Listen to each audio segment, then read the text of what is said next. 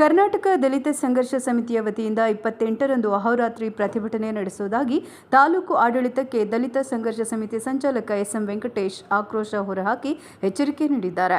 ಮಾಲೂರು ತಾಲೂಕಿನಾದ್ಯಂತ ತೊರ್ನಹಳ್ಳಿ, ದೊಂಬ್ರಹಳ್ಳಿ, ಹುಂಗೇನಹಳ್ಳಿ, ಗಂಗಾಪುರ, ಚಿಕ್ಕತಿರುಪತಿ, ಎಟ್ಟಕೋಡಿ, ಹುರುಳಗೆರೆ, ಲಕ್ಕೂರು, ಲಿಂಗಾಪುರ, ರಾಜೀವ್ ನಗರ, ಮಡಿವಾಳ ಇನ್ನೂ ಅನೇಕ ಸರ್ಕಾರಿ ಜಮೀನುಗಳಿಗೆ ನಕಲಿ ದಾಖಲೆಗಳನ್ನು ಸೃಷ್ಟಿಸಿ ಭೂ ಕಬಳಿಕೆ ಮಾಡುತ್ತಿರುವವರ ವಿರುದ್ಧ ಸೂಕ್ತ ಕ್ರಮ ಜರುಗಿಸಬೇಕು ಅಂತ ಅನೇಕ ಹೋರಾಟಗಳನ್ನು ಹಾಗೂ ಸರ್ಕಾರಿ ದಾರಿಗಳು, ಸರ್ಕಾರಿ ಕೆರೆ ಕುಂಟೆಗಳು, ಸರ್ಕಾರಿ ಕಾಲುವೆಗಳನ್ನು, ಸರ್ಕಾರಿ ಸ್ಮಶಾನಗಳನ್ನು ಕಾಪಾಡಬೇಕಿದ್ದ ತಾಲೂಕು ಆಡಳಿತ ಉಳ್ಳವರ ಪರ ಭೂ ಮಾಫಿಯಾಗಳ ಪರವಾಗಿ ಕೆಲಸ ಮಾಡ್ತಾ ಇದೆ.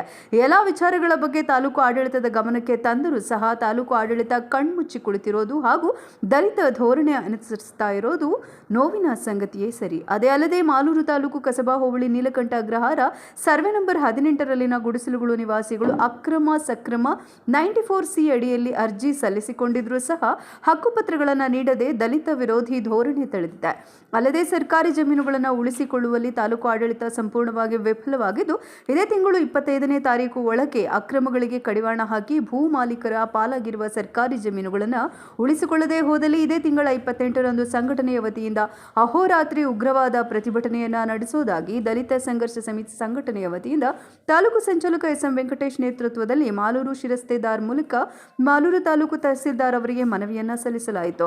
ಇನ್ನು ಈ ಸಮಯದಲ್ಲಿ ತಾಲೂಕು ಸಂಘಟನಾ ಸಂಚಾಲಕರಾದ ಡಿ.ಎನ್. ನಾರಾಯಣಸ್ವಾಮಿ, ಬಂಡಹಟ್ಟಿ ನಾರಾಯಣಸ್ವಾಮಿ, ಶಾಮಣ್ಣ, ಮಾಸ್ತಿ ವೆಂಕಟೇಶಪ್ಪ, ಮಂಜುನಾಥ್ ನಾಯ್ಡು, ಅರಳೇರಿ ಮುನಿರಾಜಪ್ಪ, ಮಾಸ್ತಿ ಶಿವಶಂಕರ್, ಉಳ್ಳೇರಹಳ್ಳಿ ಮುನಿರಾಜ್ ಇನ್ನೂ ಅನೇಕರು ಹಾಜರಿದ್ದರು. ಸುದ್ದಿ ದೊಡ್ಡಕಲ್ಲಹಳ್ಳಿ ನಾರಾಯಣಸ್ವಾಮಿ, ಮಾಲೂರು. ಏನು ಕರ್ನಾಟಕ ಸಂಘರ್ಷ ಸಮಿತಿ 2013ರಿಂದ ಒಂದು ನಿರಂತರವಾಗಿ ನಿರ್ಗತಿಕರ ಪರವಾಗಿ ಹೋರಾಟವನ್ನು ಮಾಡ್ತಾ ಬಂದಿದೆ. ಇವತ್ತು ನಮಗೆ survey number Neelakantha Agrahara survey number 18ರಲ್ಲಿ ಉಳ್ಕೊಳ್ಳಿಕ್ಕೆ ಅವಕಾಶವನ್ನು ಮಾಡಿಕೊಟ್ಟಿದ್ದಾರೆ. ಬೀದಿ ದೀಪದ ವ್ಯವಸ್ಥೆಯನ್ನು ಮಾಡಿದ್ದಾರೆ, ಕುಡಿಯುವ ನೀರಿನ ವ್ಯವಸ್ಥೆ ಮಾಡಿದ್ದಾರೆ. 94C ಅರ್ಜಿ ಕಟ್ಕೊಂಡು ಕೆಲವರು ಮನೆಗಳನ್ನೆಲ್ಲ ನಿರ್ಮಾಣ ಮಾಡ್ಕೊಂಡಿದ್ದೀವಿ. ಇದುವರೆಗೂ ಸಹ ಹಕ್ಕುಪತ್ರಗಳನ್ನು ಕೊಟ್ಟಿಲ್ಲ.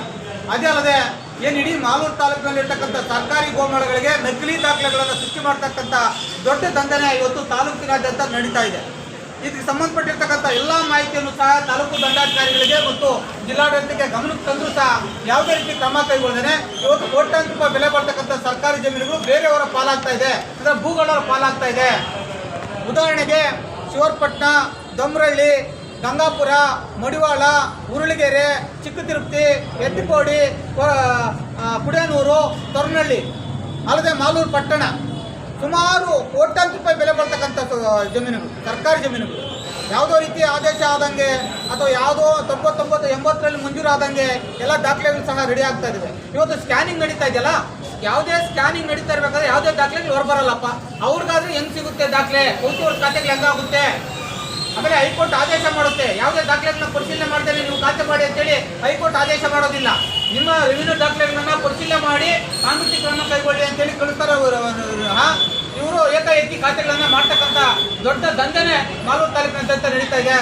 ಏನು ಈ ವಿಚಾರವಾಗಿ ಕಾನೂನು ಕ್ರಮ ಕೈಗೊಳ್ಳದೆ ಹೋದರೆ ಜಿಲ್ಲಾಡಳಿತ ಮತ್ತು ತಾಲೂಕು ಆಡಳಿತ ದಿನಾಂಕ 28ನೇ ತಾರೀಕಿಂದ ಹಿಡಿದು ಮಾಲೂರು ತಾಲೂಕಿಗೆ ಆಗಮಿಸ್ತಾ ಇರ್ತಕ್ಕಂಥ ಮಾನ್ಯ ಮುಖ್ಯಮಂತ್ರಿಗಳು ಬರೋವರೆಗೂ ಸಹ ಅಹೋರಾತ್ರಿ ಪ್ರತಿಭಟನೆ ಮಾಡಲಿಕ್ಕೆ ಕರ್ನಾಟಕ ಸಂಘರ್ಷ ತೀರ್ಮಾನಿಸುತ್ತದೆ.